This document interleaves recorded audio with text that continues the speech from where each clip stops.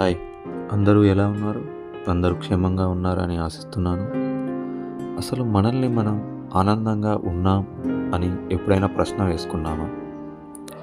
అవునండి, నేను చాలాసార్లు వేసుకున్నాను. నేను ఆనందంగా ఉన్నానని, లేదా కొంతమంది అసలు నేను ఆనందంగా లేమని, ఇలా రకరకాలుగా సమాధానాలు మీకు వస్తూ ఉంటాయి. అసలు ఆనందం ఏంటి, సంతోషం ఏంటి తెలుసుకుందాం. ఏ కారణం చేతైనా నీకు వచ్చేది సంతోషం.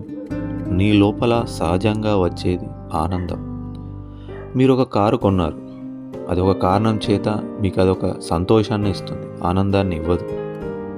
మీకు పాడడం అంటే చాలా ఇష్టం, అది మీ లోపల సహజంగా వస్తుంది. లేదా కొందరికి సహజంగా వంటలు చేయడం అంటే ఇష్టం, అది వాళ్ళ లోపల సహజంగా వస్తుంది. వారు ఆ పనిని చాలా ఎంజాయ్ చేస్తూ చేస్తారు. దానివల్ల వాళ్ళు నిరంతరం ఆనందాన్ని పొందుతారు. కానీ ఒక కారణం చేత వచ్చేది అది సంతోషం, అది ఎక్కువ కాలం నిలవదు. మీరు కారు కొన్నప్పుడు ఉన్న సంతోషం మీరు రోజులు పెరుగుతున్న కొద్దీ అది తగ్గిపోతూ ఉంటుంది. అది కారణం చేత వచ్చింది కాబట్టి. సో మన జీవితంలో మనం అర్థం చేసుకోవాల్సింది ఏంటంటే, మనం అనుకునే ఆనందం కారణాల చేత వస్తుందా, లేదా సహజంగా మన లోపల నుండి వస్తుందా అనే విషయాన్ని మనం క్లారిటీగా తెలుసుకోవాలి. చాలామంది కారణాల చేత వచ్చేదాన్నే ఆనందం అని భ్రమపడుతూ ఉంటారు. కానీ ఇక్కడ ఆనందం వేరు, సంతోషం వేరు. ఇప్పుడు చాలామంది జీవితంలో ఎవరు వాళ్ళకు నచ్చి జాబులు చేయరు. ఎందుకంటే ఫ్యామిలీ లీడ్ చేయాలి కాబట్టి వాళ్ళు జాబ్ చేస్తూనే ఉంటారు. కానీ వాళ్ళు ఒక సండే వచ్చిందంటే ఒక కారణాన్ని వెతుక్కుంటారు ఆనందంగా ఉన్నామని అనుకోవడానికి.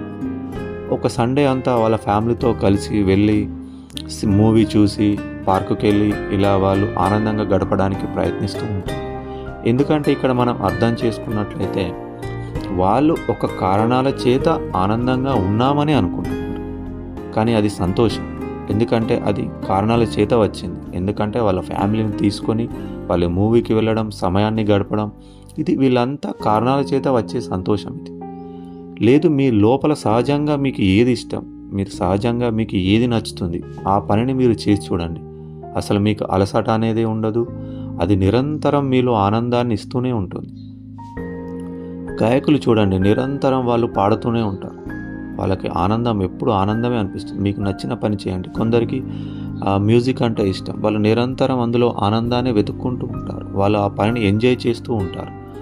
కొందరికి మెకానికల్ ఇంజనీరింగ్ అంటే ఇష్టం అనుకోండి, వాళ్ళు ఆ పని ఎంజాయ్ చేస్తూ ఉంటారు, వాళ్ళు సండే కోసం వెతకరు. ఏ పని అయితే మీకు నచ్చదో మీరు విశ్రాంతి కోసం ఎదురు చూస్తూ ఉంటారు. మీకు ఏ పని అయితే నచ్చుతుందో దానికోసం మీరు ఏ హాలిడే కోసం ఎదురు చూడరు.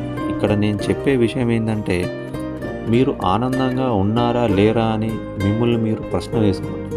అట్లీస్ట్ ఇప్పటికీ మనకు నచ్చని పని చేస్తూ ఉన్నా కూడా మీకు నచ్చిన పని ఏంటి, మీకు ఆనందాన్ని ఇచ్చే పని ఏంటో